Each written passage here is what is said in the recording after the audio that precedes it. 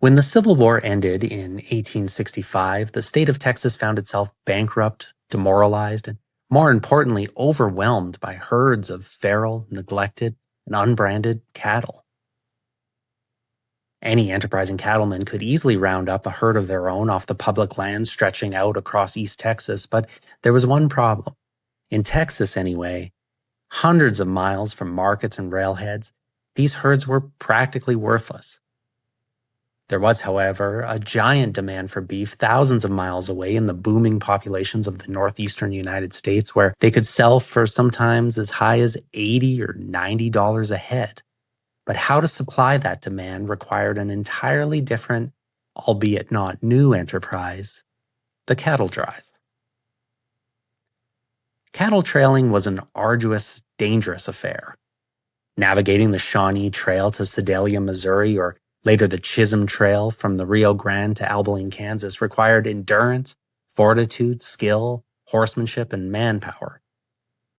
The average herd was made up of 2,500 to 3,000 head of longhorn steers, each set of pointy horns spanning up to 5-6 feet across. An outfit could be made up of 12 to 18 cowboys, a remuda of 50 to 80 horses, wranglers, cooks, chuck wagons, weapons. The constant threat of stampedes, wildlife, rustlers, harsh weather, starvation, disease, and even mutiny loomed over the entire journey, but by the conclusion of the long cattle drive era around 1890, these drives had accomplished what was possibly the greatest migration of domestic animals in human history. It was all the cowboys, all the cattle, all the horses. It's Horses on Film.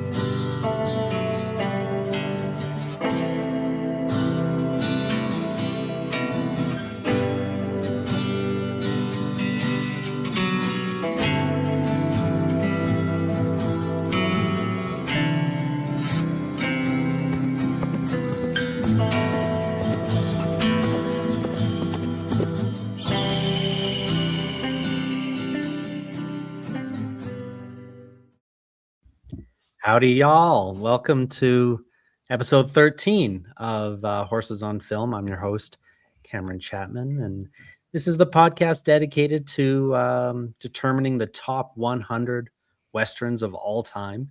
And we're using as our guide the list IndieWire put out in 2024. And from there, we're adding, subtracting, and reconfiguring until we get something we can be very proud of, I hope. And yeah, so thank you for joining us on our little trip through the American West. And as always, I'm joined by my co-hosts, Dave and Scott. Dave, Scott, welcome. Howdy, howdy. Howdy, y'all. Howdy. Howdy. One of the bonus episodes we're talking about doing is Maverick. And I noticed when I was doing all that cattle research that the name Maverick started because Samuel A. Maverick was a Texas cattleman who famously didn't brand his cattle. And after the war and everything, when these cattle were spread out all over, any unbranded cattle was considered a maverick.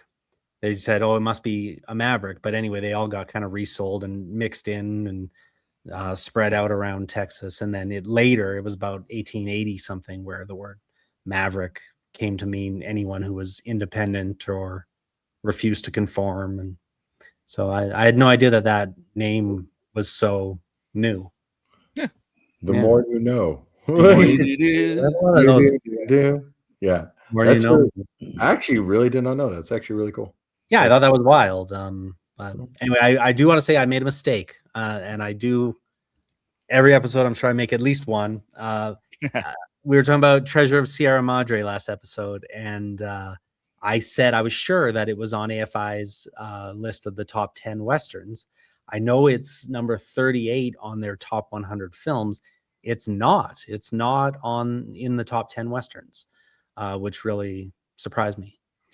It's always weird. So I watch like the Game Awards and stuff, or like even like the like Golden Globes or Oscars, or whatever. And it's like when a film wins like Best Picture or whatever, but none of the other categories, I'm like, right. If it's the best at everything, wouldn't it be the best at all of these too? Or at least some of them? Like it's like Or when there's one foreign film up for Best Picture or one animated film up for Best Picture, and then you look at their category and it's like, okay, obviously that's going to win Best Foreign Film or Best Animated if it's in the other. Yeah. No, if they don't disqualify it, because sometimes you can't have it in both of those categories. Yeah, perhaps. Yeah. But for Best Film, you can't be up for Best Animated Film or Foreign Film. I believe it'll win like all the like technical and all the acting and then lose Best Picture. I was like, how does this work? And so to have it on the one list and not even have it on the other seems and it's strange because there's Westerns on their top 10 list that aren't on their top 100 list. So I almost think that maybe at some point when they were making that top 10 Westerns list, they felt like Sierra Madre wasn't Western enough for that top 10 list. Oh, yeah. Man, I wish someone would mention that. Someone should have said that on the last podcast. Yeah.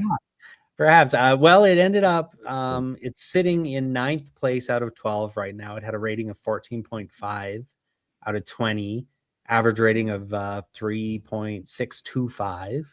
So, I think it's in a comfortable spot. I think that's a high enough mark to kind of keep it in the mix, as long as when we get to the end of this, we still consider it Western enough. But that's the being that low makes me feel like, because if we're talking about putting other stuff on the list. Yeah. Well, we'll see. Well, I'll tell you another movie that's in that top 10 on the AFI list. Number 5 on the list, Red River, the one we're covering today. So according to AFI, it's one of the top 10 Westerns of all time. So we'll see where it ends up on our list. I like watching the intro, and you had the City Slickers stuff in there. I was like, that's what this reminds me of. It's just like, and I bet you, and they'll come up again on that episode where it's like, you can tell the references are there. It's an homage, even, I would say, with a like humorous bent and a better cast. Yeah. Well, yeah, it certainly this movie was influential throughout almost every other movie on this list, because it comes kind of before the golden age, 1948. So yeah, let's get into it. Let's start talking Red River, because I think we got a lot to say about it. So yeah. Do we have a guest on this one? We do. So I'll introduce our returning guest in a moment. In a moment. Put up this, and we'll have a little bit of mood music. Oh yeah, I totally forgot about this bit. Yeah, we gotta do this. My bad. Following the Civil War, headstrong rancher Thomas Dunson decides to lead a perilous cattle drive from Texas to Missouri. During the exhausting journey, his persistence becomes tyrannical in the eyes of Matthew Garth, his adopted son and protégé.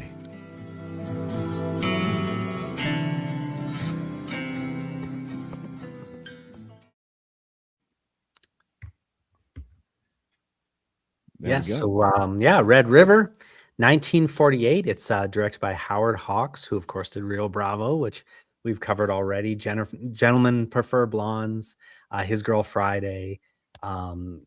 Prolific director and certainly known for his dialogue and his strong female characters. And you see a little bit of that even in this in 1948. It stars John Wayne, Montgomery Clift, Walter Brennan, John Ireland, and Joanne Drew. Written by Borden Chase, who based it on the novel Blazing Guns on the Chisholm Trail, which was essentially this. It was he wrote the novel and then he wrote the screenplay. It first appeared as a 6-part serial in the Saturday Evening Post from December 1946 to January 1947, before being published as Red River to coincide with the release of the film. Chase also wrote Winchester 73 and Bend in the River, which are both on this list. The script was later developed by Charles Schnee, who wrote The Furies, a movie that I kind of am championing to get on the list. He renamed it Red River, and he also added Fen, the woman at the beginning, who John Wayne's character leaves behind, kind of to bookend with the Tess story at the end. He added her in to the beginning. It was nominated for 2 Academy Awards, Best Writing, Story, and Best Editing. It lost both of those, the first to The Search and the second to Naked City. It was shot in Rain Valley Ranch near Elgin, Arizona. Elgin, Arizona. Elgin, I think. Elgin, a region known for its vineyards and wine. So it's kind of wine country, Arizona. The song "Settle Down" by musician Dmitri Monkin. I'm so bad at pronouncing names. We're on episode 13. Everyone must know this by now. He and lyricist Frederick Herbert have that song over the credits with different lyrics. I didn't realize there was lyrics. I had seen River before, but I never clocked that there was lyrics on that opening song. It's kind of like a men's choir singing along. Anyway, then they redid the lyrics and used it again for My Rifle, My Pony, and Me in 1959's Rio Bravo. And it is featured as the last picture shown in the movie The Last Picture Show from 1971. So that's a great movie that I'm also going to try to get on this list, I think. So we'll have to do an episode on that later. Where a town is kind of dying and they're going to close down the movie theater. And the last movie they show in the theater before they close it down is Red River. So that's what kind of introed the intro today. So let's bring in our guest. We have a returning guest, someone who was on another Howard Hawks episode we did, at the Rio Bravo episode, Happiness Patrol's Melanie Dean. Welcome, Melanie. Hey. Hello. Welcome to Red River. And I'm very happy to be here. Thank you very much for inviting me back, especially after being on Rio Bravo and getting to chat with Scott. Rio Bravo, one of your favorites. You grew up watching. You were watching over and over. Had you seen Red River before? I had not, and funny enough, it wasn't until after we were chatting about after we had filmed, our Horses on Film for Rio Bravo, that you told me about this one and how so much like little spiritual successors it was, but prequel wise. So I was hyper excited to get a chance to watch it, and now I'm really excited to talk about it. Nice. And how John Wayne was just absolutely amazing in funny. this. Brilliant actor, John Wayne. Yeah. Scott, had you seen it before? I had not. Okay. Again, sometimes I feel like the audience POV for the outsiders on this one. I had not seen it. It's I like it more than Rio Bravo. Okay. That gives you a little hint, but it's definitely different than Rio Bravo. Rio Bravo has that kind of there's no mission per se as much as this. This is a real there's a mission involved and there's some stuff going on. We always talked about that the ticking clock. Because you're around this like herd migration and like driving the herd and stuff, you give something. There's a like, oh no, the Joker has put a bomb on a thing kind of clock, right? And I actually appreciate it a lot more. So, yeah. How about you, Dave? Had you seen this one before? Not at all. Okay. Like Scott, I've never seen it. I don't even know that I knew it existed. I probably did at some point in my universe, but it was never something that really stuck with me if it did. That's great. I love we're kind of all going into it fresh. I had seen it before, years ago, but certainly not one that I like remember or held high in my opinion of it. It's just kind of one that you always hear about, when Martin Scorsese or someone is being, asked their favorite movies, they'll mention this or every now and then, if I see a list of Westerns, it always seems to be on it. And it's certainly one that, because it's in Last Picture Show, I was aware of and I had seen, but it's not like, there's a lot of John Wayne movies, a lot of John Wayne Westerns. Nothing in this really stood out for me prior to watching it a few times for this. And and I watched the colorized version as well too, just to see. That's actually, I don't know if we talk enough about how well they do on some of those colorizations. It looked great in color, and I don't think they ever really intended to want to see it in color. No. When they first made it, I think they enjoyed that it was a black and white movie. But it was 1948. Maybe they didn't have much of a choice. That's what I was just going to ask that. Like, was it even an option? Yeah. Because Wizard of Oz was 39. So yeah, and so that's because I'm like, Nolan just finished filming all in IMAX for the Odyssey, and a part of that feels like, oh yeah, we have the tech, we can do this. Let's finally do this, right? But is this a film where now you've seen both the black and white and color? Do you feel the color adds enough that it's worthy to set on its own? I mean, I don't think I would go out of my way to watch it in color. No, but I just noticed it was on Tubi. And they had both options. And, I watched the first 5 minutes and got interrupted. And then I logged in on a different TV. And when I clicked on it, suddenly it was in color. And it even took me a few seconds. I was like, was this in color before? It threw me off. But I just, and there are actually two versions of the film too. There's one with where you see those pages of narration, those kind of cards that looks like a diary, and they kind of flip by them pretty quick, but they focus in on what you need to know. If you just kind of read the lines that are highlighted, that's all you really kind of need to know. But then there's also a version with narration, and where Groot's character is the narrator, and it's kind of the same moments, but he narrates those little moments.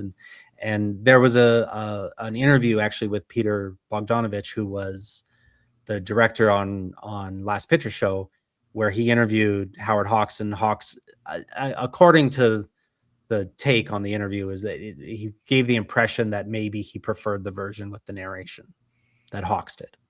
Interesting. I kind of think I would have enjoyed that better as well, because that was one of my criticisms of this, was those exposition cards. They just went so fast. I'm a slow reader, and I could not imagine living during this scene in the theater and going, what did it say?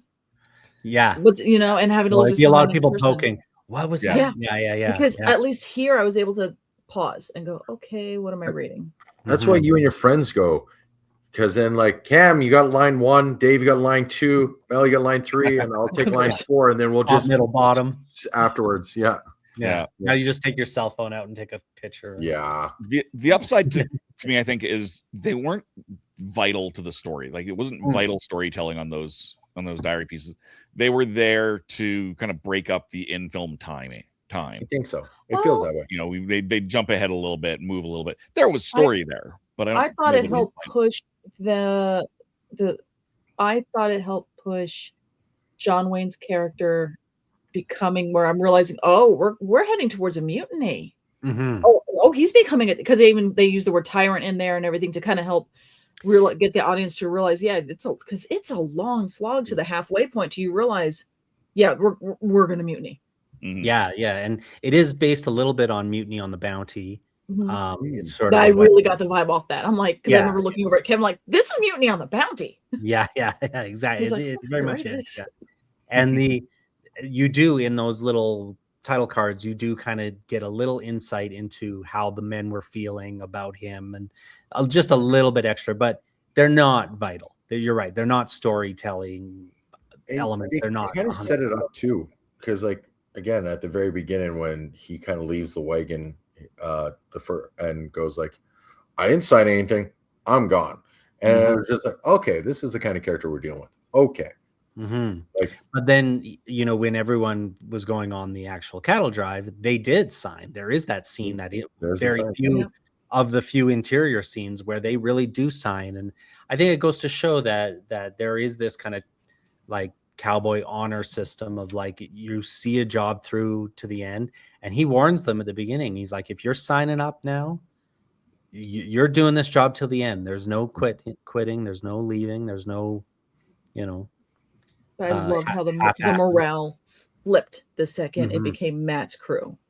Yeah. And they really showed that just in the camera work and how everything looked broader and bigger and brighter and more open. But as you're realizing like his tyrannical kind of ways are happening, even filming it started getting closer and more cramped, and the camera's on everybody. I'm like, oh, this is, because I started really picking apart those kind of aspects of like the DP on this and going, oh, this is neat.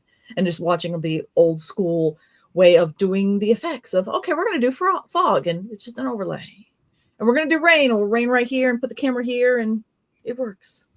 There were some great physical effects too, like when that flaming arrow came at him in the first attack, and later when Tess gets the arrow in the shoulder. Yeah, pretty good. When she got that arrow, I'm like, oh, and then they realize she's pinned, and yeah, she's pinned. I'm like, oh, I didn't. Oh the ball, because it kind of looks like a ball, and all I could think of is fireball, and it's just like, and I'm just like, and then once I got past that, I'm like, oh, this is actually something. Yeah. It looked really cool. Yeah, it actually was really good. I always wondered, again, when there was the hat we talked about in the last one, the hat being shot, I was like, I would love to see the practical on this. Like, I think is it Buster Keaton that rides the front of the train and like the old stuntman? Yeah, like, the general. He's trying to like lay the track as we go, or the house falling. Like that is like some crazy stuff by today's standards. The house falling on him. They begged him not to do it. That one is like, yeah, measure 47 times, cut once kind of thing. Like it's just like So I would love to see a behind the scenes of how they all did those old stuntman effects. So, and some of them were so simple, but it was just a great trick of the camera. Like even in the beginning, when Groot takes the knife, when John Wayne's character, I can't remember the name now. Dunson, thank you. So when Dunson's in the water and he's tackling with the Native American, and they're fighting, and he takes the knife, throws it handle first, not like I've seen some people actually throw a knife, turns it, flips it, looks at, kind of does the underhand, and they just cut right to him holding it by the handle, just going. And I'm like, oh, that was actually cut really well to play with that. And then doing it under the water, so definitely the actor is out of the way and he's just stabbing at the water. I'm like, this is really good. They should have got nominated for some awards for editing, man. Yeah. I was just thinking that. I was like, that's weird. And the editor did play a big part in how this ended, because Howard Hawks started the editing process, but then went off to a different project. And that's part of the reason why they ended up with two different versions. It was of course shot in 1946. It was supposed to come out in 46.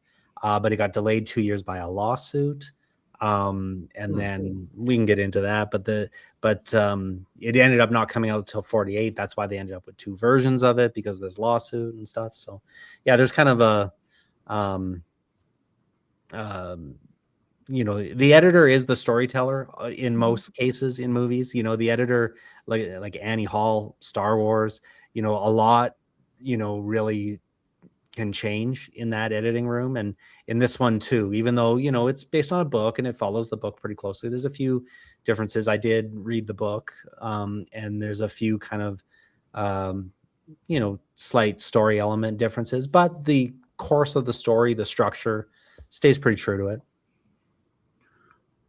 It's again, I love one of the things I'm finding as we watch these older films is it's this element of like, just be happy there's a film. And nowadays there's like 70 films a week. And so this one, I really enjoyed the fact that there was a central conceit, the cattle drive. Like there's something from beginning to end that pulls you through, and everything just evolves around this cattle drive. And I think that helped it a lot more than just like Mal was on with Rio Bravo. And the thing with Rio Bravo, I felt like it was just, hey, here's a scene, here's a scene, here's a scene. Oh, same characters glues it together, but here's a scene, here's a scene. With I can't remember the name. Day of the Outlaws, where it felt like, because they were being chased, there's this motive of, hey, so we get the scenes, but there's always this hair on Tension. the back of your neck, tension. Yeah. And I felt this did, for what tension or what that is. I actually didn't think it was terrible at it. Not my favorite by any means, but it helped. And so as I watch these older films, it just feels like you be lucky you even get to see this. These are crazy to make. And nowadays, like some dude with an iPhone goes, cool, we're just going to make a film. And then all of a sudden, Netflix goes, cool, here's a bunch of money. Mm-hmm. Like, it's just like, it's so certainly that the beginning of the cattle drive, as they're working their way up and they're still on Dunson's crew, it does have that kind of underlying tension of they're losing it, and then this idea that, like, I think it's a little bit of sins of the father. It's a little bit of kind of that idea of like you have to kill your dad, like the old kind of story trope that the son has to rise up and take the place, kind of the Star Wars, the whatever, the idea that he's so set in his ways. We're going to Missouri because I know there's a train in Missouri. We're going to Missouri. And then when news comes out that, we might go to, or you might have this other option. But did you see it? Yeah, everybody's on board. Everyone's like, oh, well, let's do that. It's safer. We'll be going through, Indian territory, but it's not as arduous. It's not as long, and it was amazing how all the young people were quick to be like, yes, let's do that. And John Wayne was so set in his ways. And that was kind of his downfall, was that he wasn't willing to see a new way of doing things, which is a story I think that is universal and still true to this day. And then when they did kind of pull the mutiny and leave them behind with no men and no weapons, they were still looking over their shoulder. So then there was a little bit of that kind of Day of the Outlaw kind of idea that as they were making their way to town, is the train actually going to be there? And I found myself getting a little emotional when they did arrive in town, or when they arrived at the train. And, I was kind of, I was happy for Matt. I was happy for them. Because they all had this hero's welcome too from the town. Because it was like the town was like, you rescued us because we've been needing beef, we've been needing cattle, we need this. Yeah. Well, and in real life, I can't think of his first name, but McCoy, who's kind of that the character Mr. Melville represented, Harry Carey Sr. McCoy did go to Abilene and set up, they did lay the track to Abilene. He did set up stockyards and all that stuff at great cost. He built hotels and restaurants and all in anticipation that Texas cattle drives would come to him along this, yet to be established trail, which later became the Chisholm Trail. But he took a financial risk setting all that up. And so when they came to town, Mr. Melville kind of represents that risk, and he's thrilled. Like he's willing to pay them whatever or do anything, because his major investment is paying off. I was excited because I seeing Harry Carey Jr. in this, and then when we get up to see Mr. Melville, I'm like, it's Harry Carey Sr. This is awesome. Yeah, but Dan, also just how big in scope this movie was, with how many characters there were, and it wasn't like just all the red shirt kind of cattle people were just nameless. After a while, I knew which one was Buster, and naturally which one was Cherry, or were Latimer, or Canale. Yeah. So I was like, oh wait, I'm remembering characters. I'm never going to be great with names, but I can reckon at least the characters and feel for some of them. Like the one that's like, oh no, please don't tell me he's going to steal sugar right now, not right now. And then finally, I'm like, what in the Keystone Cop? Will you just back away from the rustling cans? And everyone's just sitting there in shock, making it worse every time he moves, and they keep cutting to everybody like, and then he's fumbling. Yeah, that was wild. That was maybe a little over the top, but it fits. Effective. It works.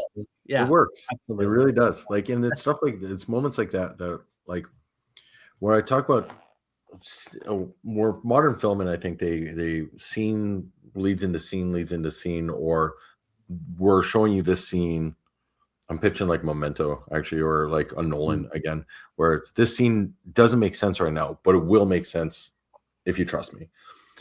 With the older film, and it just always felt like, because something like this started as your 6 parts, here's this scene, and it just might be fill in time kind of feel. This, it always felt like we're moving towards, like as the cattle drives across, so is the story. And it's for an older film on this list, I actually thought it did really well. So, I like that too with Dan Latimer, the Harry Carey Jr. role. They ask him kind of what he's looking forward to, and he's like, I'm looking forward to getting $100 for doing this, and I've never seen $100. I did laugh. Dave, did you notice he said he might buy the old Chapman place? I didn't even notice that. Yeah. And red shoes for his wife. Yeah, and red shoes for his wife. Yeah. There's a movie called The Red Shoes, which came out in 1948, and I thought at first, is this a reference? But no, because this would have come out. Well, no, because the Easter egg wasn't invented till 1971. So I don't even think they celebrated Easter until recently. But I thought that buy the old Chapman place. I thought that was really funny. And then the other one that threw me when they meet Chase or Cherry, when they meet Cherry, they mention that he's from Valverde. But I swear the first 2-3 times they said it, I thought they said Alberta. Same. Yeah, they said Valverde, something like that. The way they pronounced it, I thought for sure they said Alberta, and I was all excited. Like, I rewind. That's one of the few points I did actually rewind. Yeah, and I think I watched it at one point with the closed captioning on, and then also in the book too. It's Valverde, but I thought that was interesting. Alberta didn't exist until 1971, like the Easter egg. Alberta? Oh, yeah. Alberta's what? I remember us turning 100. 2015, we turned 100. So we're 100 and...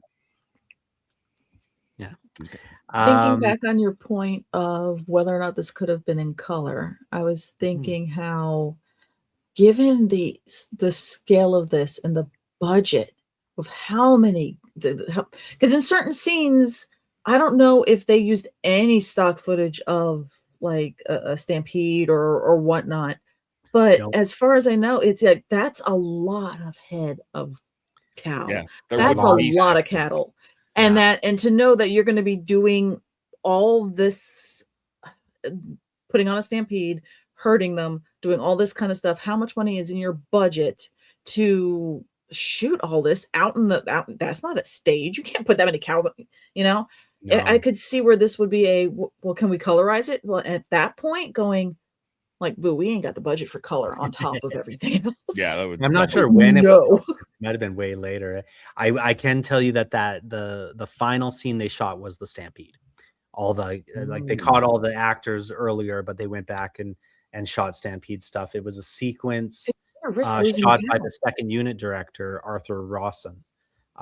Because it took them 13 days to shoot those stampede, and they had 35 cattle wranglers, which were not the cast members. But the Howard Hawks had already kind of moved on.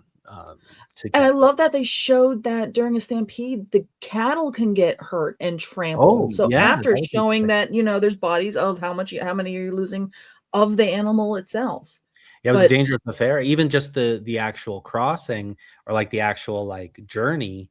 They went from almost 10,000 over 10,000. They lost about 600-700 by the time they got to town. He said, we're down about 600-700. And so that's a little bit of maybe, I don't think they would have slaughtered and eaten them along the way. Maybe they would have. Maybe if it was, maybe they got injured. Yeah, if it happened real quick, they're like, okay, quick, we need to butcher this one. Yeah, there'd be injuries there. And then also, there was a little bit of math involved in planning these things. And normally it's not the actual owner of the cattle that took the cattle. There was actually trail bosses that would be hired to do it. But the math, they had to go a certain distance each day to cover that distance, to make good time, all that stuff. But they couldn't go too far, because if they pushed the cattle too hard, they would lose weight.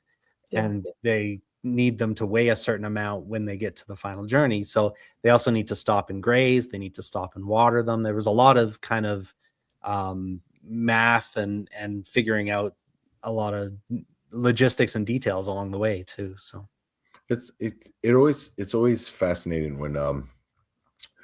when something seems simple, so simple on the outside, and you start breaking down how this actually happens. You're like, okay, like I didn't realize 90% of what you just said, kind of thing, right? And it's just like I didn't realize some things look like magic or some things look simple, and the fact that it looks simple means it's real hard, actually. Fording across that river that they showed, and it was the actors on it.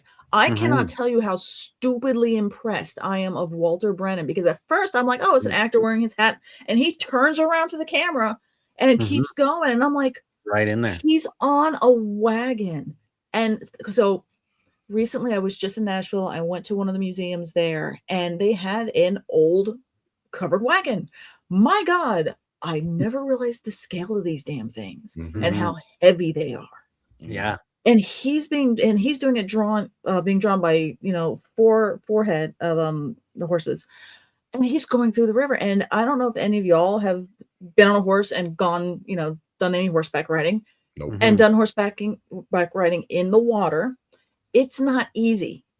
Even if you're, because whether you're a novice and you're going through a trail and you're going with people, but you're going up to the horse's shoulders in water. And I'm looking at them going, these are the actors. Yeah, it's a dangerous. Holy crap. And then again, Brendan with the horses driving them through with the wagon, that after a while, the wagon just starts floating.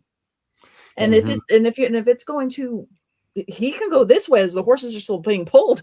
It can start to flip too, and that is very dangerous for the horses. Yeah, no. Now I will say that we do sometimes have a blind driver, so in the actual wagon part that you can't see, there'll be like Jason Glass or Tom Glass or one of the Chuck Wagon heroes will be under there with reins that you don't really notice, and he's actually riding while the actors are up there looking around like they are. But regardless, still the actors up there, still up there, still out there, still putting their life in danger. And I've been on shows where we're doing river crossings, and sometimes where we do it, we have the ability, we have a connection to the dam upriver, and we can lower and raise the river as needed, depending on what you're doing and what level the water should be at or what's safe. And I've definitely been on shows where there's been loss of life of livestock and stuff, and it's always an awful, horrible thing. You don't want that.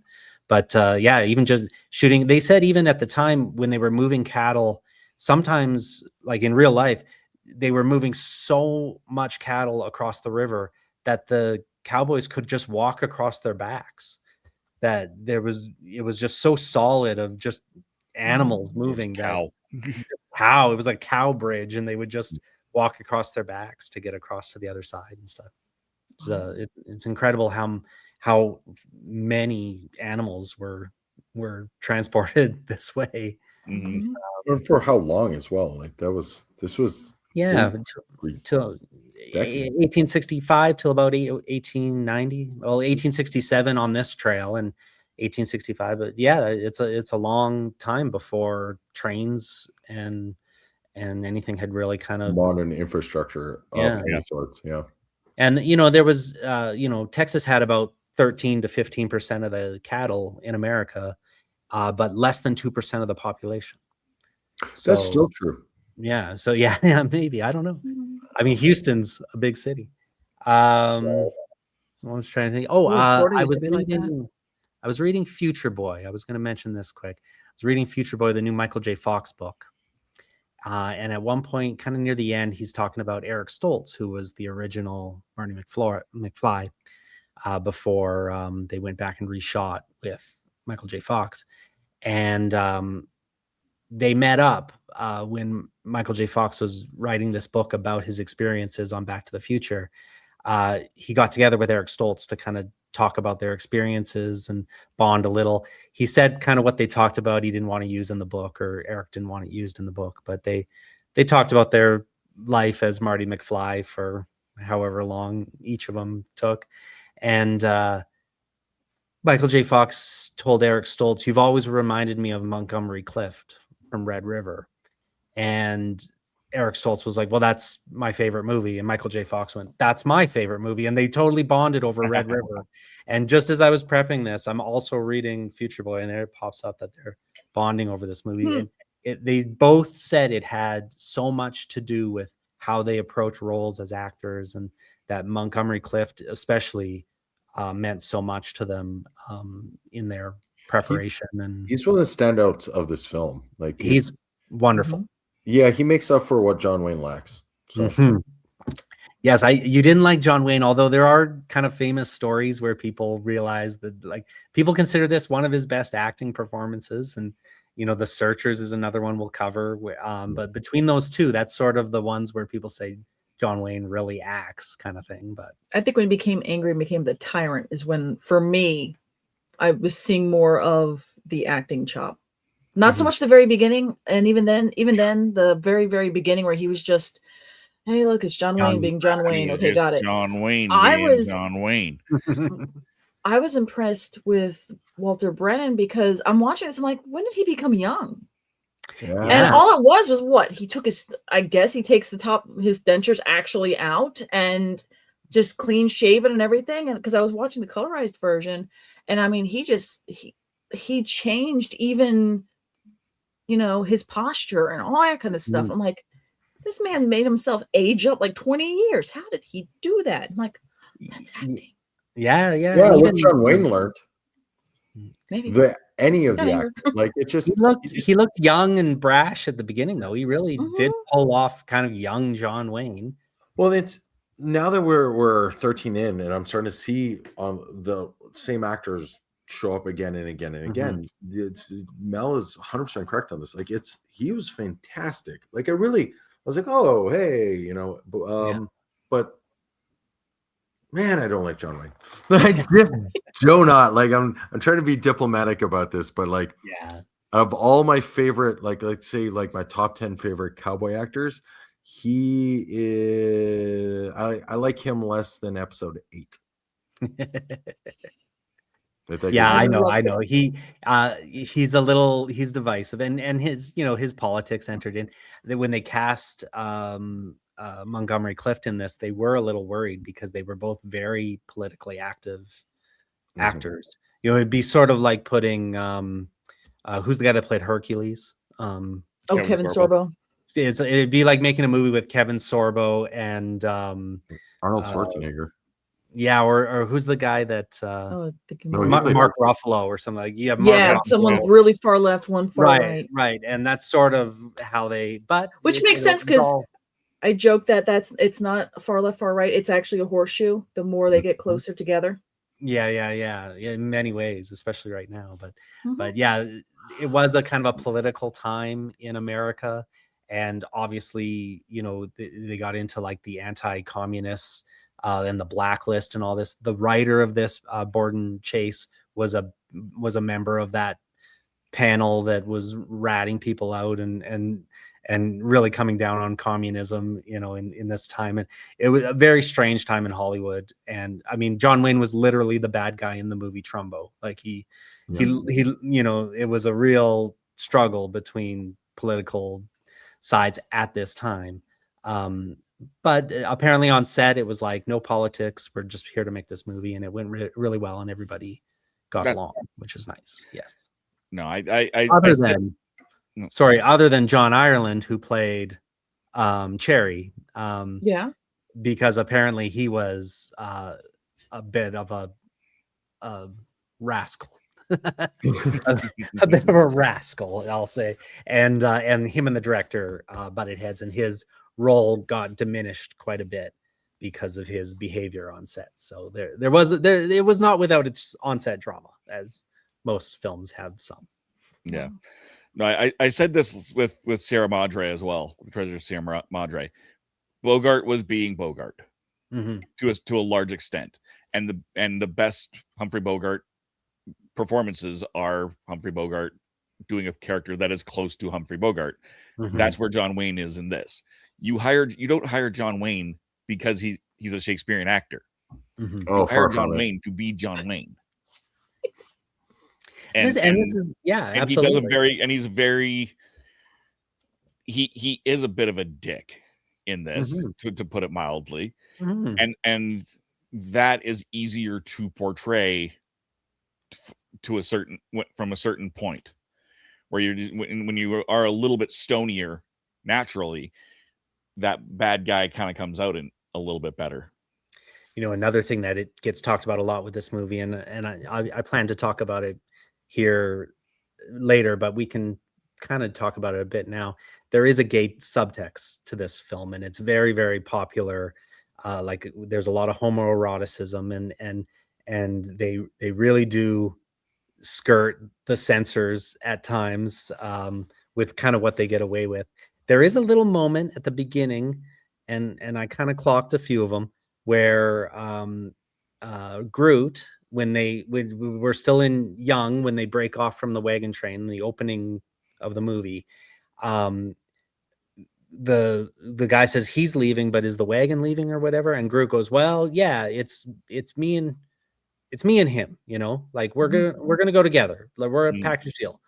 And then there's a lot in this of like these moments of jealousy, and I think Groot's character is really rooting for Matt. Matt goes off to war, and when Matt comes back, there's another really kind of touching moment where he's like, I haven't seen him this happy since since you got back, and like that, he's like, this is really about whether it's gay subtext or just honest, true men showing their affection and their love for other men, and it really permeates through this whole movie. And there's parts where it's like they couldn't have made this journey. There's certain things that they couldn't have accomplished if they didn't have like a true love for each other. And then when it gets to the end of the movie, then obviously there's the scenes with Cherry and Matt that where they're comparing guns, and he says the Swiss watch and the woman, and then he asks him, "Oh, have you ever had a Swiss watch?" Purposely not asking him if he's ever had a woman.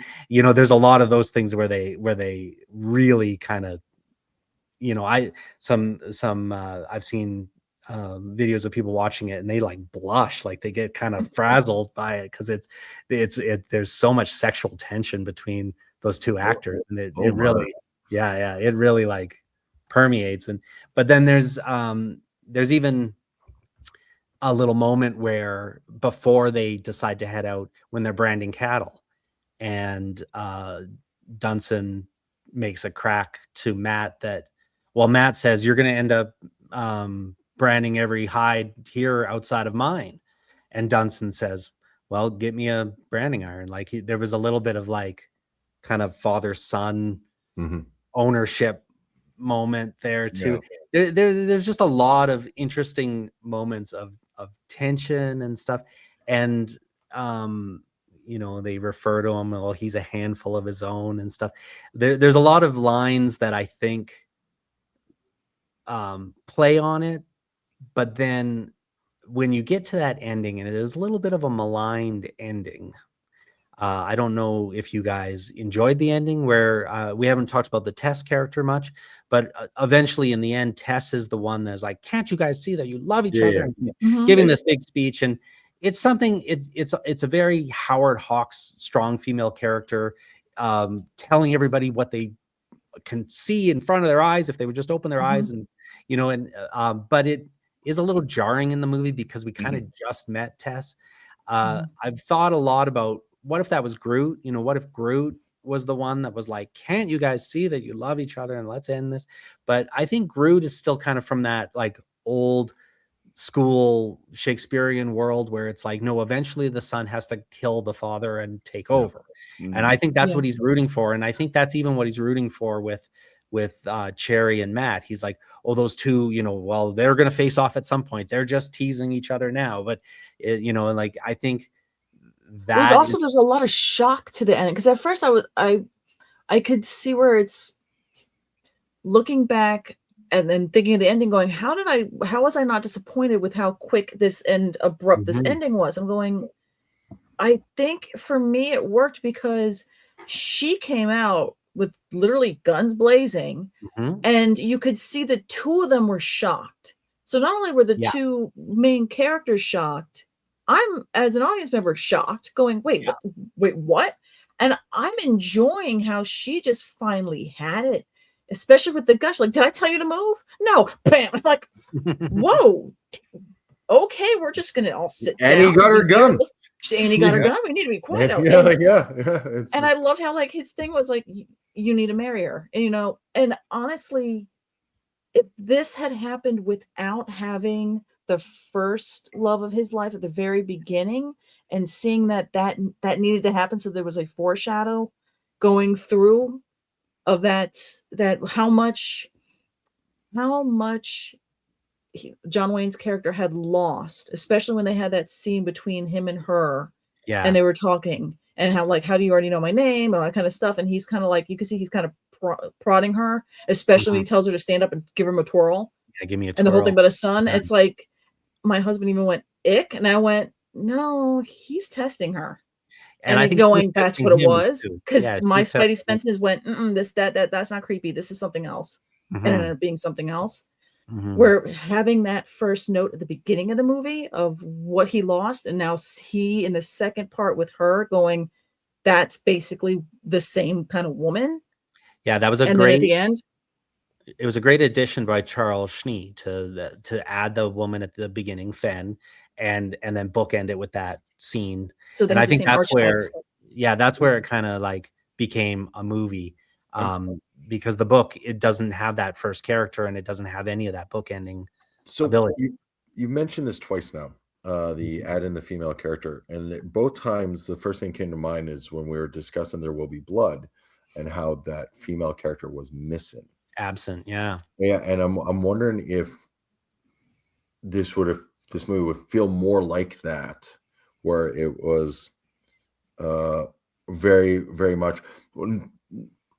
Side tangent as well.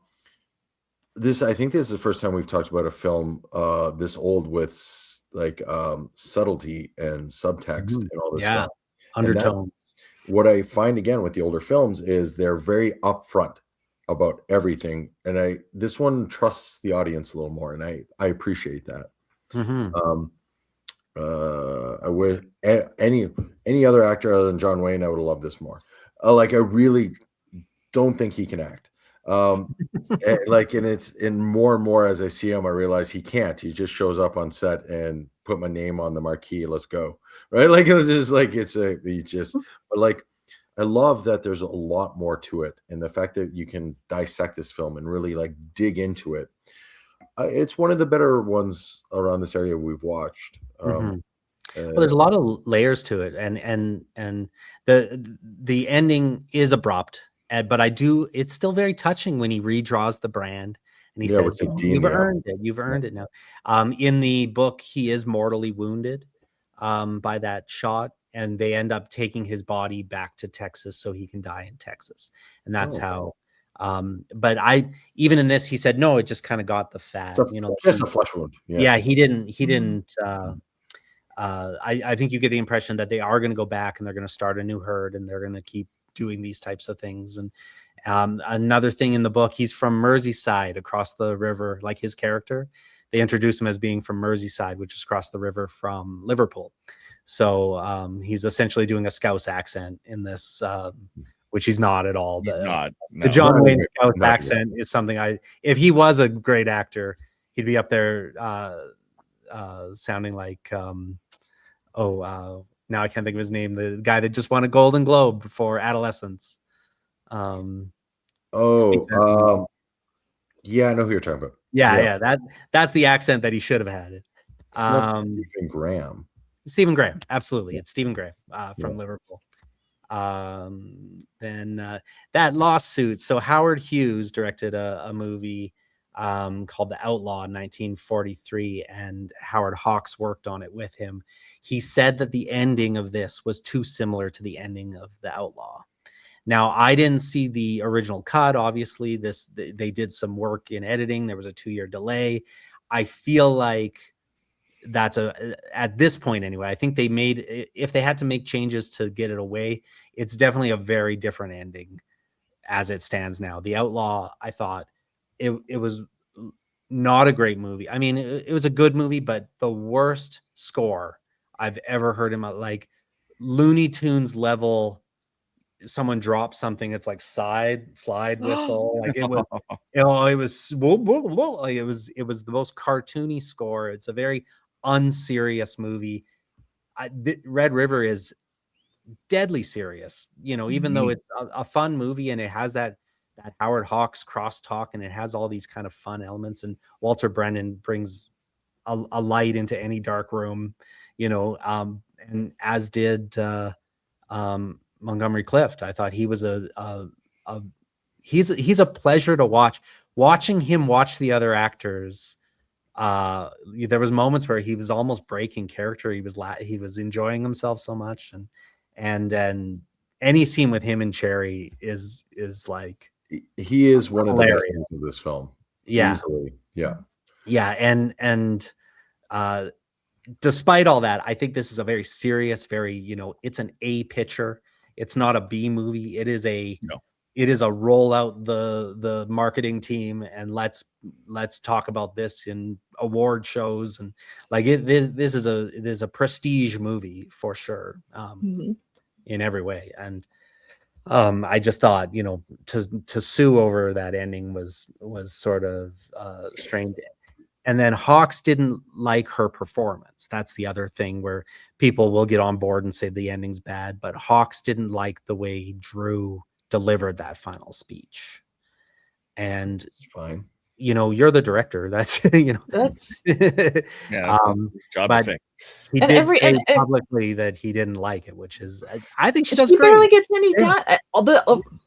Of the three female characters that the three you see, the three times you see a female character, twice it's her, once it's Fru. I can't remember.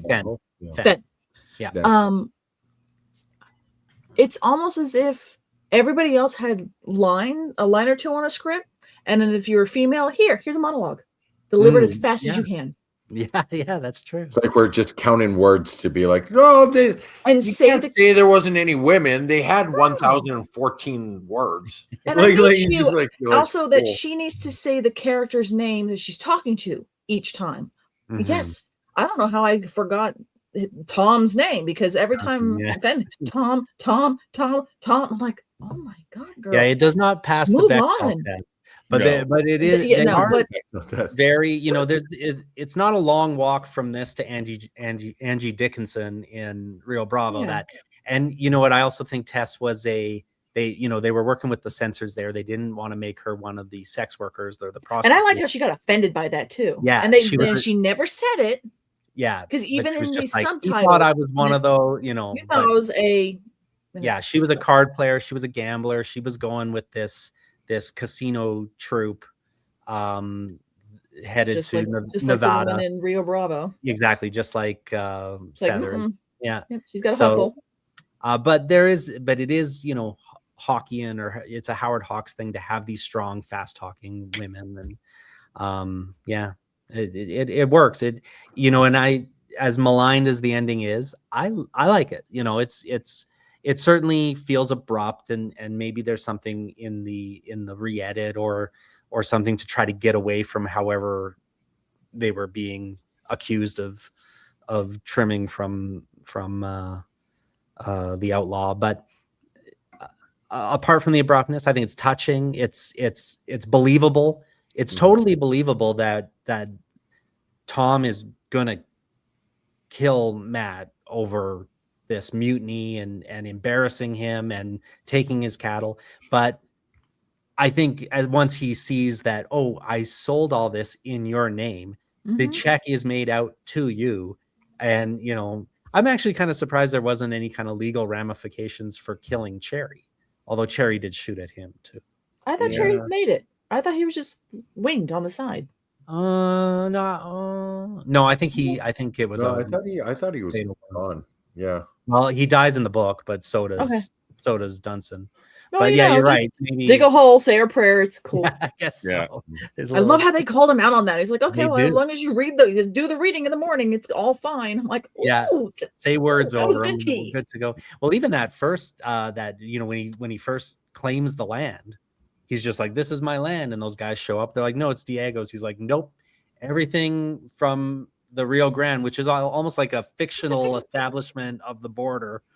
You know, I thought that was kind of clever of them. Out loud, I said, what in the manifest destiny is this BS? Yeah, And you just anyone, and then you can see the number of crosses in the cemetery growing and growing. Yeah. So it's like I mean, how Texas is that, right? As we've said before. Yeah. Let's get into our accounts here. Let's go. Or is there anything else? You guys have any other things? I guess I have one more thing to talk about. John Wayne's belt buckle. This is again something that's been talked about a million times, but I will mention it here. So at the end of the film, Howard Hawks had these custom belt buckles made for everyone on the crew, and it had their initials, and it's basically the brand with the river, and there's like a gold rope around it, and it's like a a nice sterling silver belt buckle thing. And it says Red River. It was given to all the crew. John Wayne had his, and he wore it in almost every movie he did after this. They say at least 9 movies for sure, including all the Howard Hawks movies. One article said up to 50 movies. I don't know if I believe that, but he basically, this belt buckle shows up on camera throughout the history of cinema. At one point, his son took it to the original silversmith and had him make copies.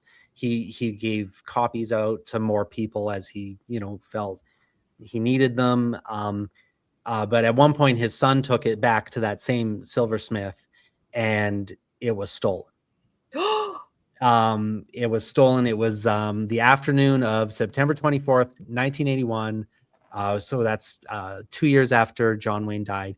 He was making copies for Michael, was the son. He was making copies for all his brothers and sisters so that they could have one. Now that their dad is gone, they can all have a copy of the belt buckle. And the buckle was stolen and never recovered. So, what were the copies made? No, before the copies were made. Before the cop, that sucks. At least these copies. There were other copies made before that, and people had other versions of it, and you can certainly find them in movie memorabilia collecting things, but the original John Wayne belt buckle is out there somewhere, or destroyed, or some thief didn't know what it was worth and threw it in a river. Or unless if it was the only thing stolen, then I think it's probably around and it's in somebody's collection. Oh yeah, perhaps somebody's private collection. But I did find more than one thing was stolen, and then that kind of, for me, lends it into we don't know what this is, or the importance. It could have been melted down. What ended up actually happening is the son told this whole story. It's all made up, because when they realized the belt buckle can act better than John Wayne, it was a jealousy element. I knew it was coming. I was preparing for it. Yeah, I was preparing for it. Where is he going? It's my belt buckle. I'll do it. It was either going to be an indictment of The Last Jedi, or something was going to happen there. Anyway, when was this stolen? In the 80s? 81. Yeah, and I found the police report, and the police report only mentioned that John Wayne can act buckle. It doesn't say as part of a bigger robbery or anything like that. But they estimated in 81 it was worth about $100,000. So it's probably more now. Millions. Are you sure, detective? You need to include the acting quality of the person who owned the belt buckle. Yeah, I would like that on record. It's weird that he would mention that. It's weird. See, that's the thing. Now it's over 40 years. You're looking at, if somebody's a collector. I'm sorry. I love every year that it doesn't show up, it gets more and more valuable. So. Right, but it's also. There's a threshold between when something's stolen, around between 40 and 60 years for it to possibly show up, because there's a good percentage where it could be in an estate sale or within someone's house. Someone has died, and then that's when it can be recovered. I heard or at least Cooper has kind of rediscovered. So we're starting to move into that zone of wherever it is, it might not be known by the next person, and come back into existence if it was even recognized for what it was. If it's recognized, Yeah. But like there's a small little percentage now. It's like, oh, it's entered in that zone. That's kind of interesting. Yeah. When it can happen.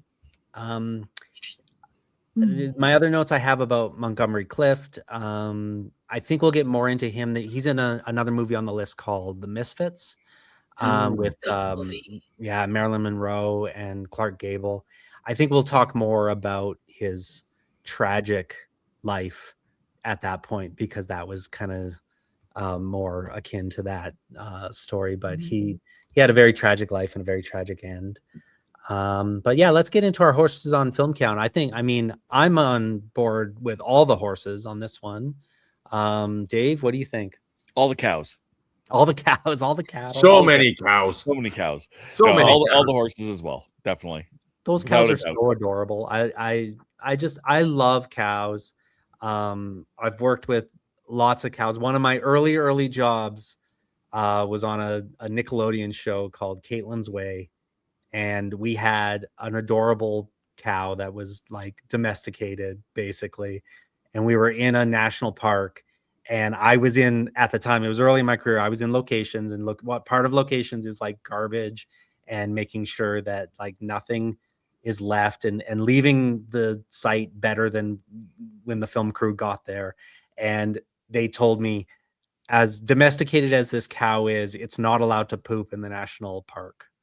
So, or it was a provincial park, not allowed to poop in the provincial park. So I had to like follow the cow around and make sure none of the poo stayed. And that was, these are the early film jobs that you do. And pay your dues.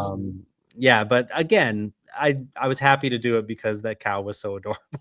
It's funny you're saying this, and all in my head I was like, you live in Cowtown. So there's cows everywhere. Not enough.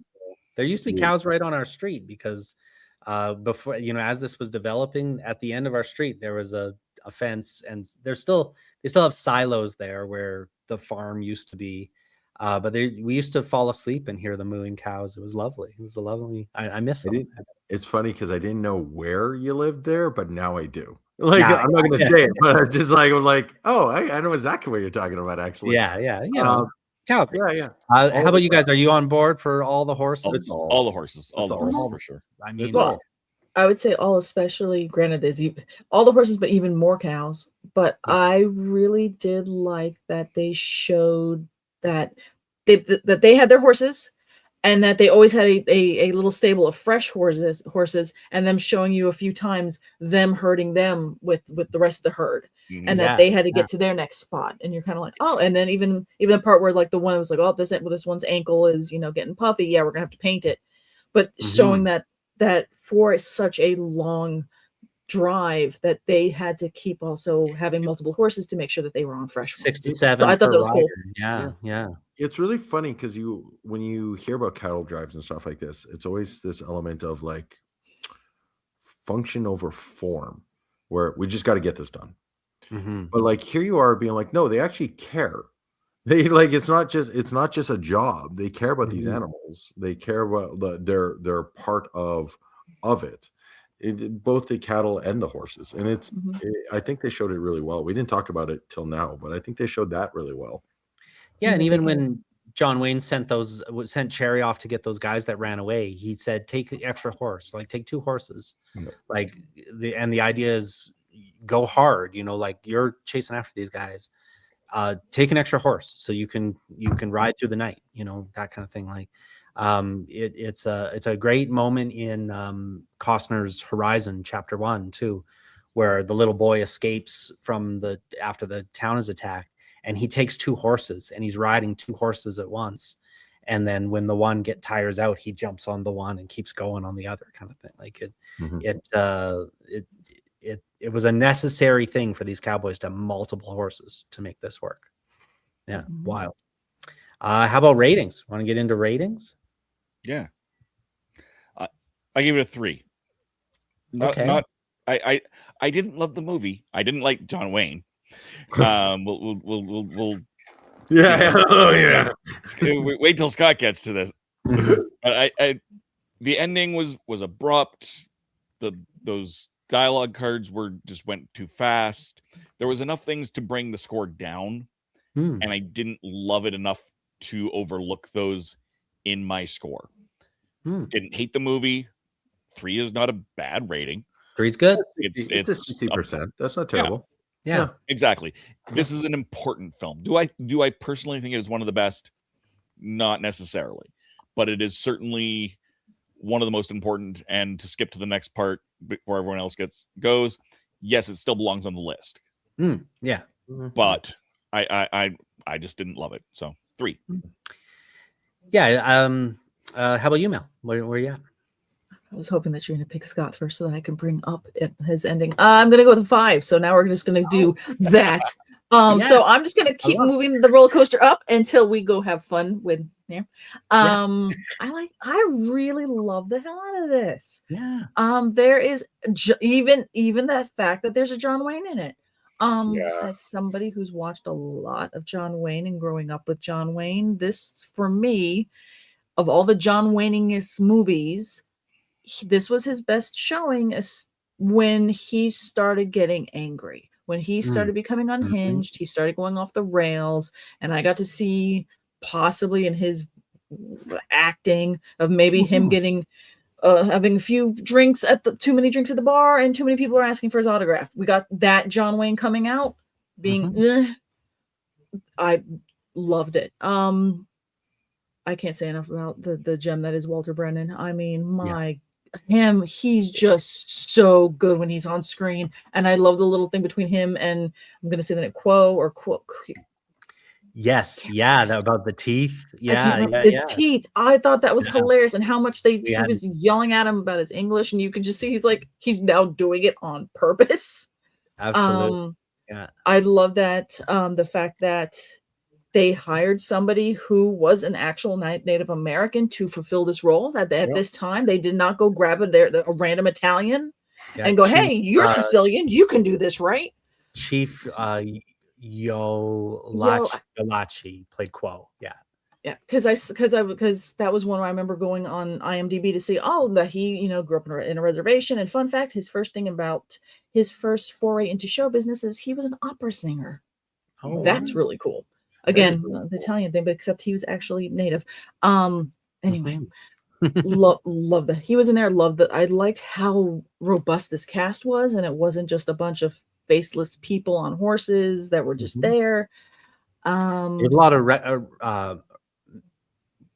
it was easy to remember everyone's faces. Everyone kind of had great looks. There was recognizable. They were a recognizable actor.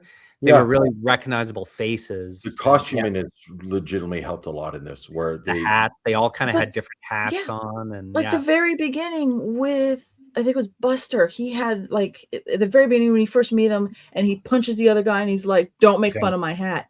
Yeah. And that was historically, that was actually what cowboys were wearing. We're wearing that style of bowler hat. They weren't wearing the bowler hats and no, they were wearing bowler hats. So loved that.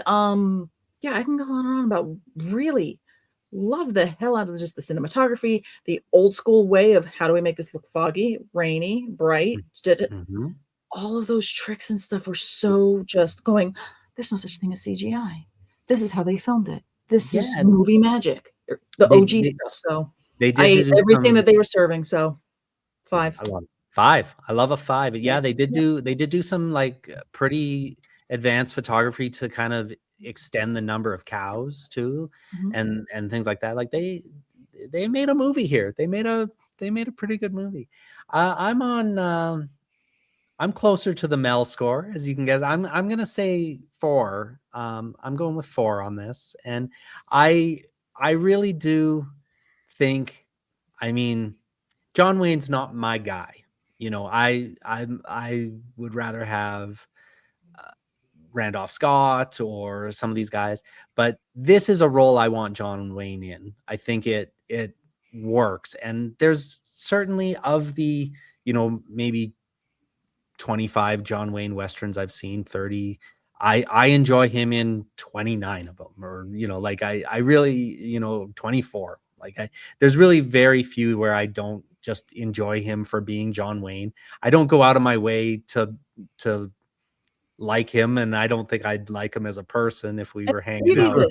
You can actually hate him. both as him and this character. Yes, and this one, I Admittedly, think he got it. He got that it was this Shakespearean kind of relationship. There's a lot of very interesting relationship things going on, as big and as broad and as you know, they set out to make a historically accurate cattle drive movie, which I think they did for the most part. Like, it looks, you get the impression maybe they ramp up the amount of peril a little high. I would say there wasn't as much African American representation in this. At the time, it was about 1 in 4 of these cowboys, about 25% would have been African American. There's not any. I did watch the 1988 remake, which had almost no redeeming qualities of any kind. And I think there was this moment where they're like, we'll put in an African American cowboy so that it kind of, you know, shows that a more accurate thing. So they did that in the remake, but they don't handle it very well, and they basically just say racist things to him through the whole thing.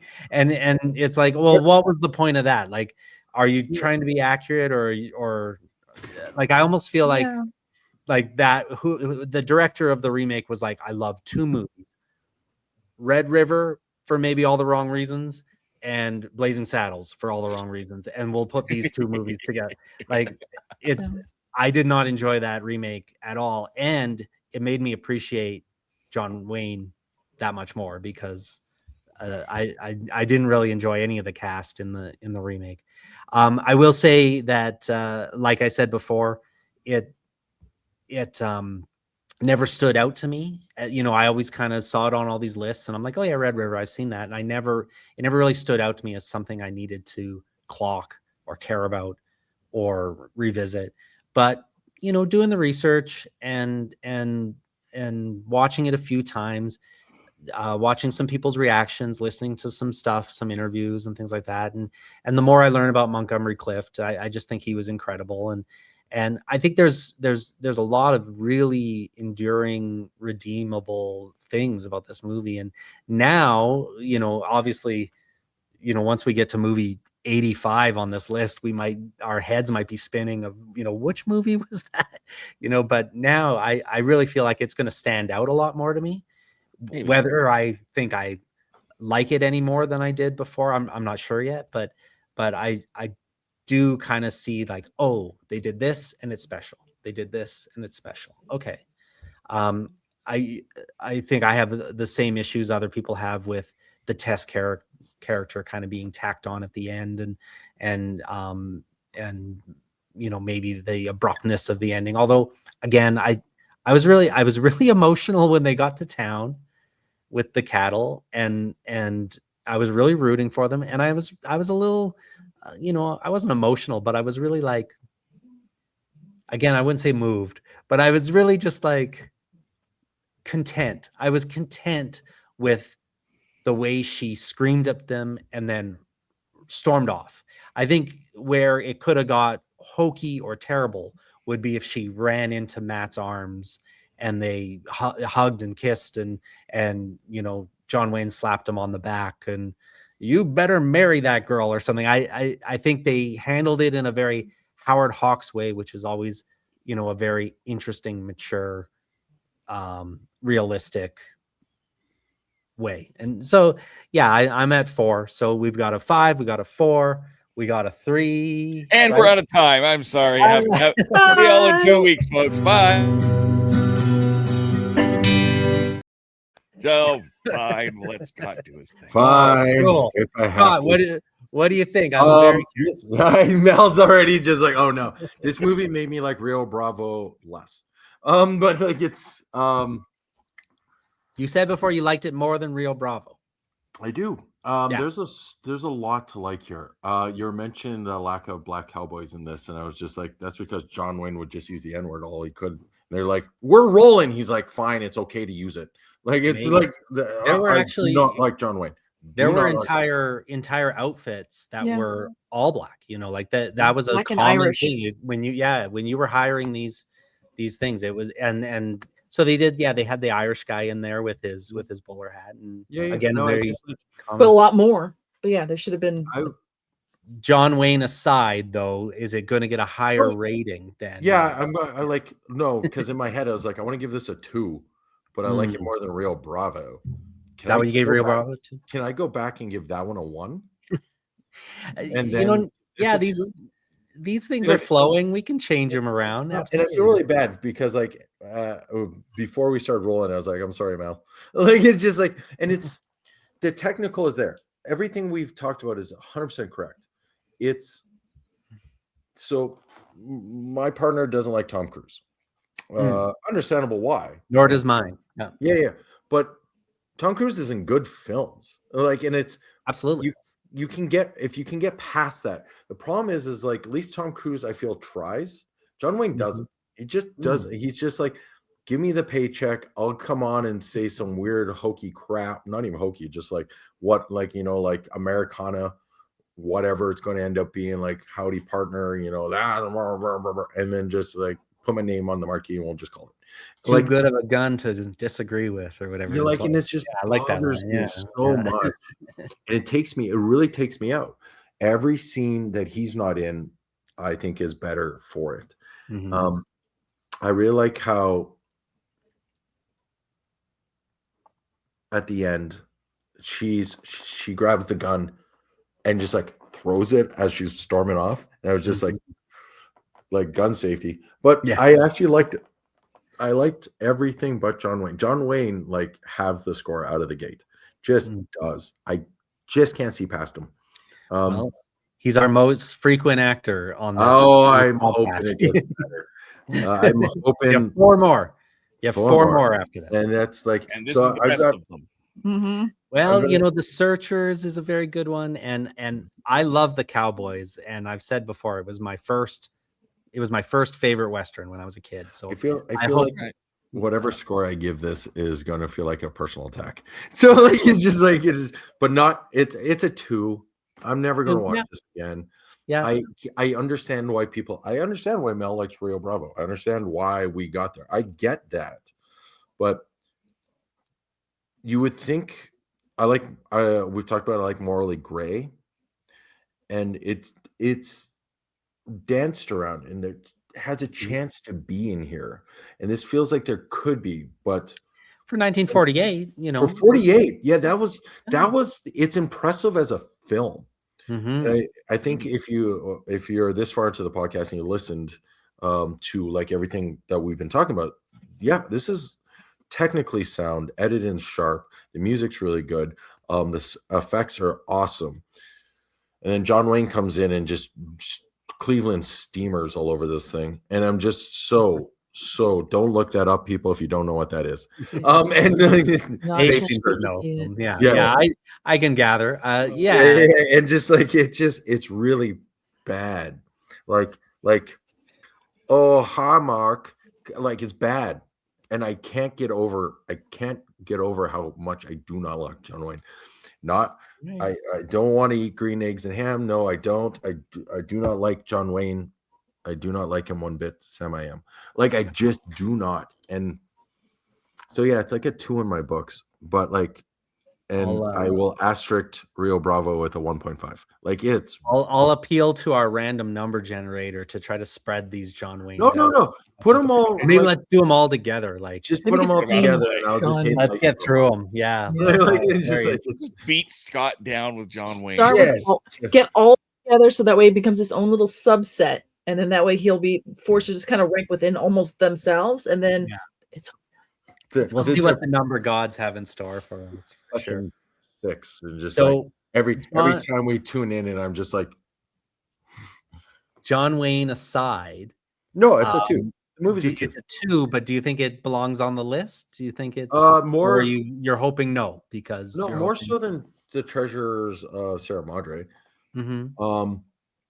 Not as much as I think There Will Be Blood should be on the list, but we've already had that discussion. But we'll see.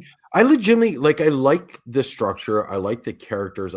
There's so much about this film, and I wish I could just get over the fact that John Wayne is 2/3 of it, and I'm just not in for that. Like, I'm just no time. TV shows, I have quit TV shows halfway through, being all like if it wasn't for us doing this podcast, I would have turned it off like 10 minutes in. I'm just like not in for this. And you know what?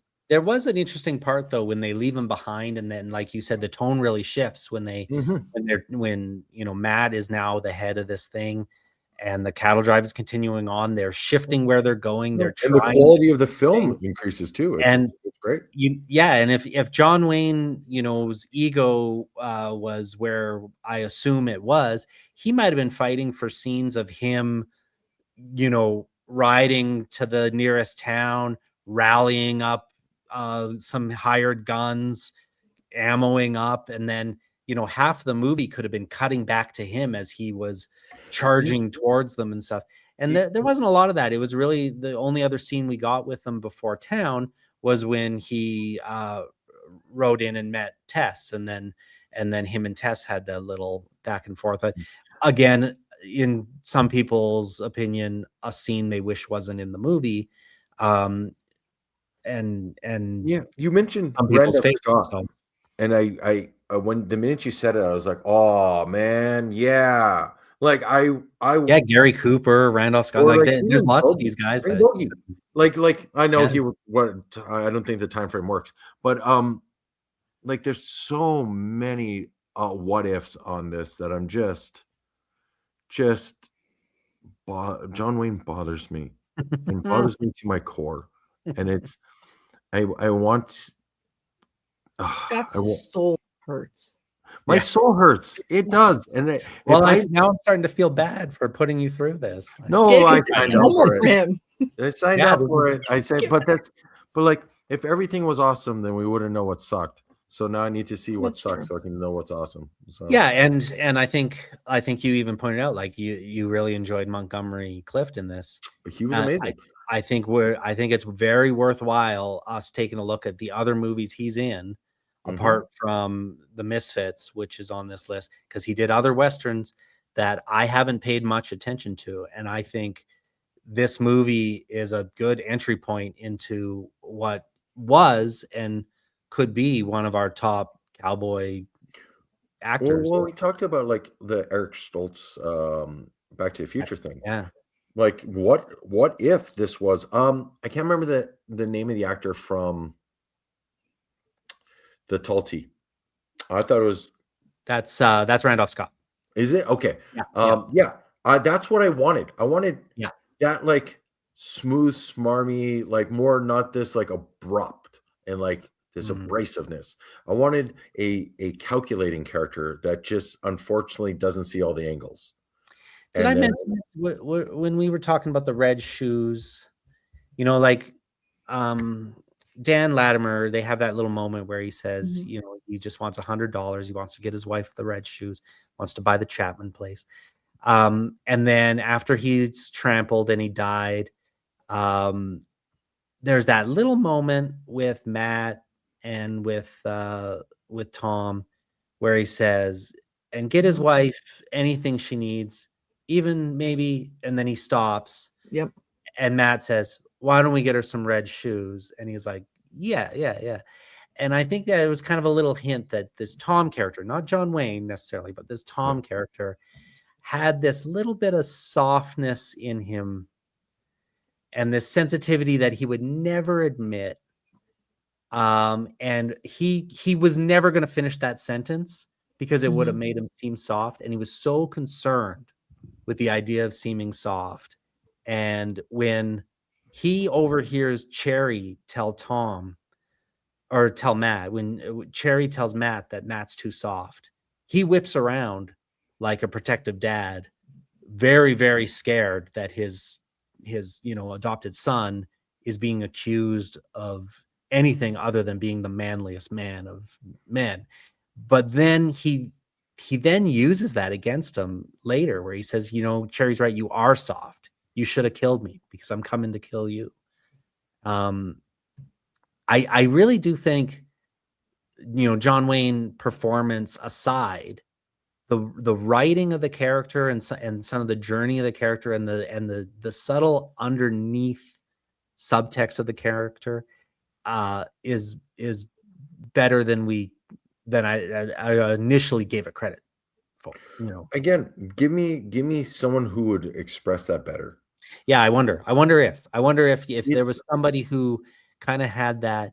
Like I'm thinking of Chris Cooper in American Beauty. Mm-hmm. When he's like, so straight-laced and Chris military. Cooper in Interstellar, or Chris Cooper in anything. Right.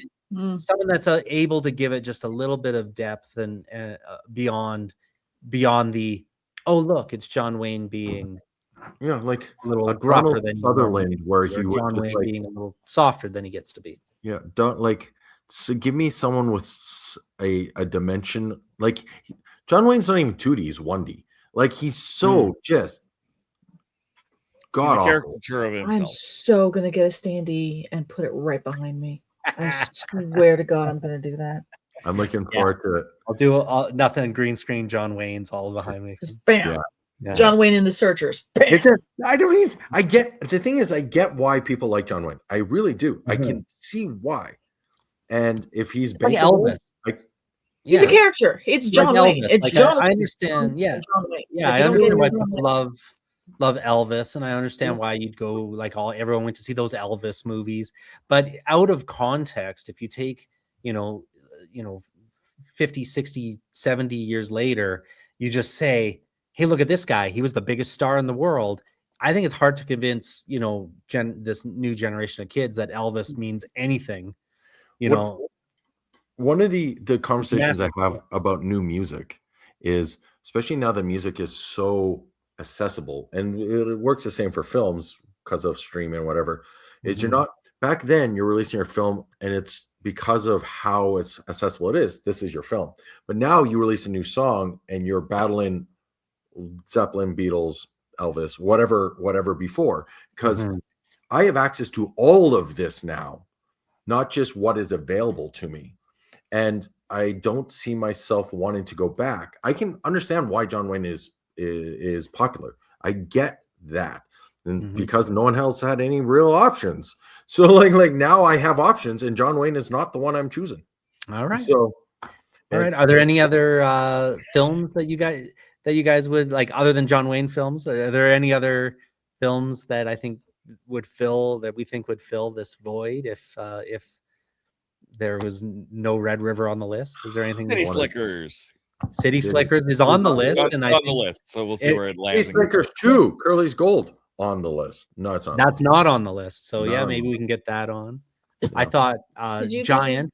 I've talked Giant before. I think Giant tells a lot of the same story about what it means to be a manly man in Texas with cattle. And what were you gonna say, Mel? I was gonna say Stagecoach.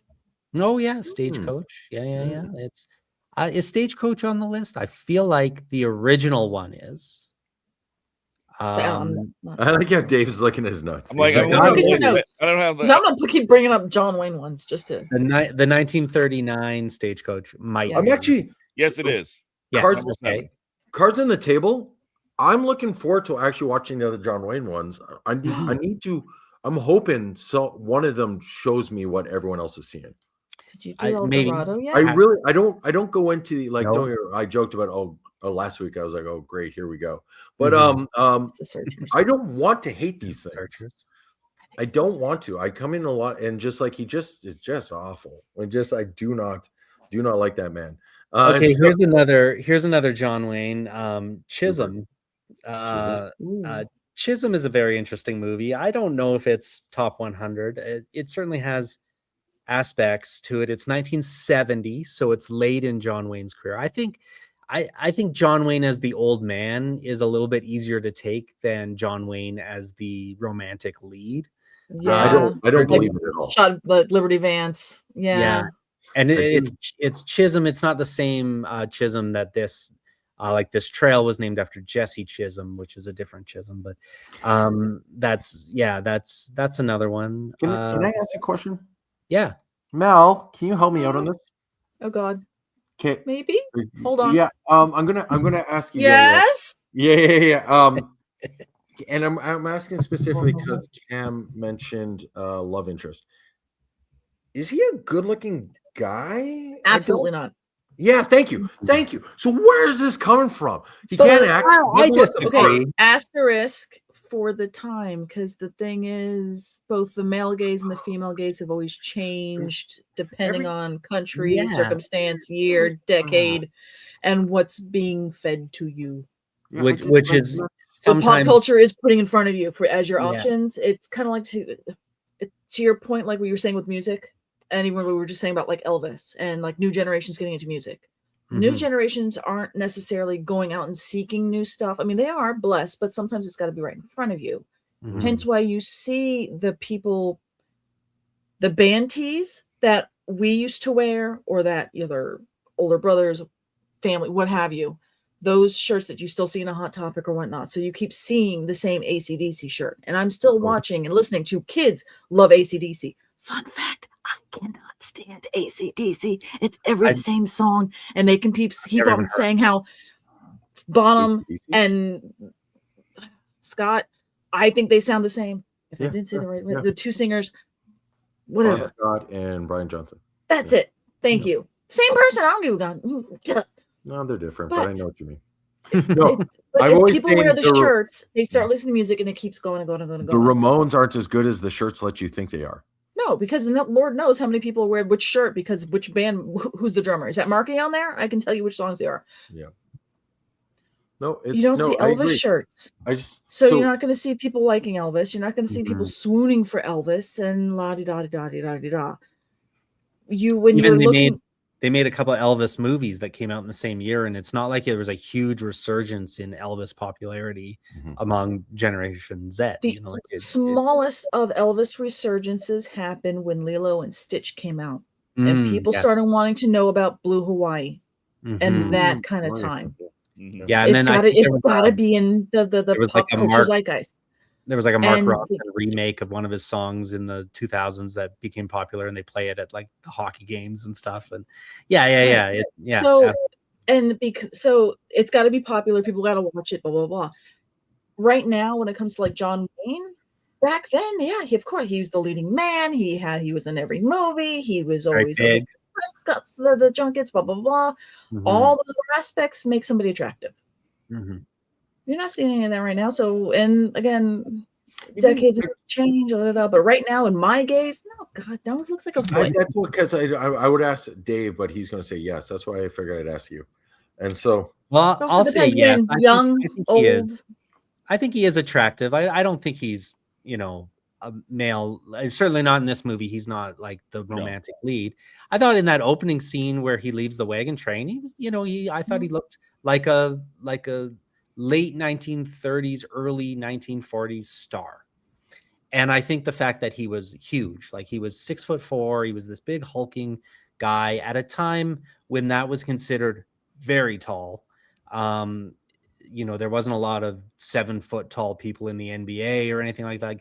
That was a big person at the time, which I think was attractive around that post-war era. And it's worth pointing out, by the time this movie came around, he was 20 years into his career. He started in the 20s. So what we think, he literally started in silent film. So what we think of as attractive, what we think of as John Wayne, we're thinking middle-aged John Wayne, not John Wayne 20 years earlier, that the people of that era would have theoretically recognized him from. All I'm pitching is like LBJ when you say this. Like, it doesn't make it better. Like I'm just like a young John Wayne. All I'm picturing is like that greaseback LBJ. So it's just like I'll say how long his hair was in this movie, though. At the very end, really seeing how long his hair was. That was surprising. And that they must have put either the gray, because I watched the colorized version, because I'm thinking that it was longer. That I don't know if they put color in it to make it look more gray, or what they did to try making him age up a little bit. I'm a huge fan of, like, I just picture every day in makeup him being like, just make me look like one of those dirty hippies.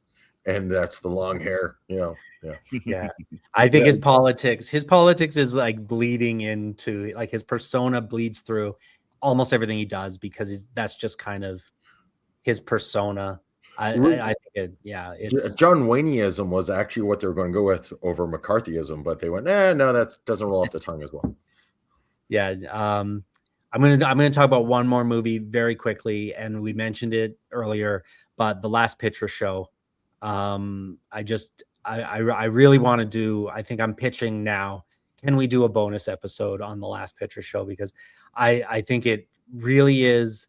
It's about a desperate Texas, along the same lines as what they were facing at the beginning of this, at the end of the Civil War there. And they, he had this huge ranch. John Wayne's character Dunson had this huge ranch with all these cattle, and he had employees and everything.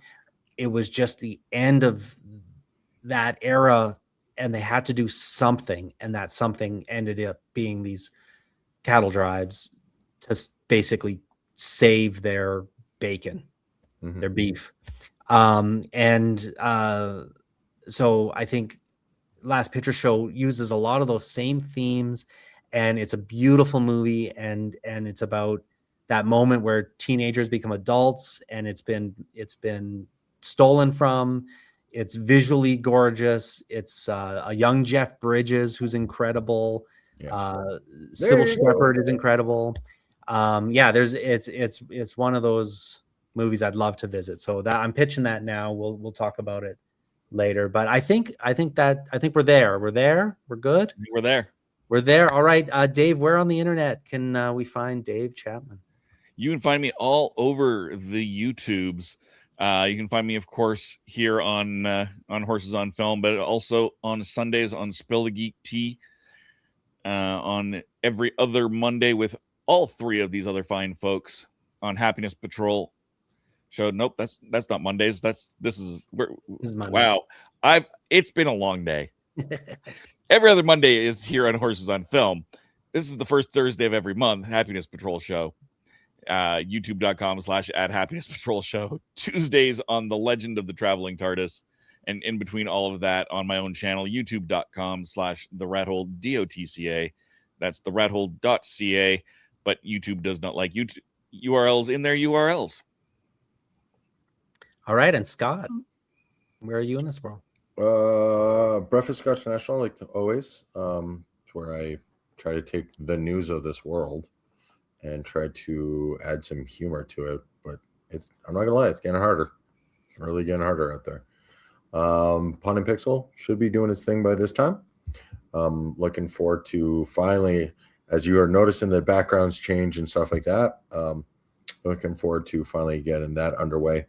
Have some other stuff in the works, especially with Dave and Cameron. You can also find me here every 2 weeks for Horses on Film, and once a month on Happiness Patrol. Enjoying everyone's company here. So, Mel, where do we find Mel? You can find me on, I would say you could find me usually at Pieces of Melee, either on Instagram or Facebook or any of those things. But I've been MIA because I just want to take a break, and I have a lot of things in the fire right now. So yeah, I'm like a grim specter. You never know where I'm just going to pop up. So, ta-da! Just stay tuned. Watch the things they pitched. Maybe I'll show up one of those. Absolutely, we love it when you pop up here, and I'm hoping we'll get you to pop up again very soon. Yeah, I think I can do that. Yeah, and I'm here. I'm on Horses on Film. Absolutely, I'm on Letterboxd at Cameron Chapman. If you want to see me logging Star Wars over and over, and letterboxd.com at Horses on Film or Horses on Film. This is where we've got all our lists, where I'm going through, I'm liking everyone's reviews that I read, and I'm trying to comment and start some dialogues there with people that love movies and are kind of on a Western journey or watching Westerns. I love it. Let's do it. Let's create a little Western community here, perhaps. And on Instagram at Horses on Film Podcast. Now that is where you can see, if you're just listening to this, you can see the little intro videos that we do every week. So jump over on that. And then if you have any questions, concerns, anything, email us at horsesonfilm@gmail.com. We're here. We're doing it. We're loving it. We're now 13% through. I'm going to say next week, we're on to episode 14. It's the 52nd movie on the list. It's from 1957. It's called 40 Guns. It's written and directed by Samuel Fuller. Stars Barbara Stanwyck, Barry Sullivan, Gene Barry. It's 80 minutes. Gotta love an 80-minute movie. That's going to be great. It's streaming free on Plex and Tubi, so hopefully that's an easy one for people to watch over the next couple of weeks. And 40 Guns. I'm looking forward to that. Comment on Cameron's. When you watch this, tell me why I'm wrong about John Wayne. Just put it in the comments. I will read it. I'll try to see your point, but he does have fans. He does have people that really do like. No, and I get it. Tell him why I'm correct. Yeah. No, I'm on board. Prove me wrong. Yeah, please, because John Wayne ain't doing you any favors on this. So it's like someone go to bat for this man, please. Like I just don't understand. He's not for everyone, but there is something. I mean, what we're doing here, we're making westerns, and John Wayne. I mean, how many of these other actors are just trying to be John Wayne? Wish they were John Wayne. How many people would swap careers with John Wayne? I mean, he's the guy. He's the best John Wayne of the John Wayne characters. Yeah. I'm not watching Western movies. I'm watching a John Wayne movie. That's why what it says on the tin. I don't know why Scott keeps thinking he's going to be something better because it's not going to happen. Them. Cam is, or the random. I'm only doing this because I said yes. Because he's 90% of the Western genre, unless you're like Jimmy Stewart. At least 7% of this list. So prove me wrong. I'm hoping one of the films proves me wrong. I think it will. I think I'm just thinking ahead at some of these ones and whether he's in a smaller role, which could help, or just a different style of role. There's a couple here that I think might win you over, and I'm hoping, maybe the Cowboys. We'll see. But until next time, I just want to thank everyone who's even bothering to watch this. It is amazing to me that people are watching, people are commenting, people are reaching out to me. It's very cool. It's shocking. I'm doing this for us. Because I love it, and yes, and definitely I want to thank Brett Alec Bailey for his amazing theme song. Somebody reached out and they said they liked how mellow one episode was, and I said that's all because of this theme song. I think it sets the tone, and then we get ramped up if we have to, but there's something kind of there's something so soothing about how it ends when this theme song hits. So take it away, Dave. Thank you guys very much. We'll see you all very, very soon. Bye-bye.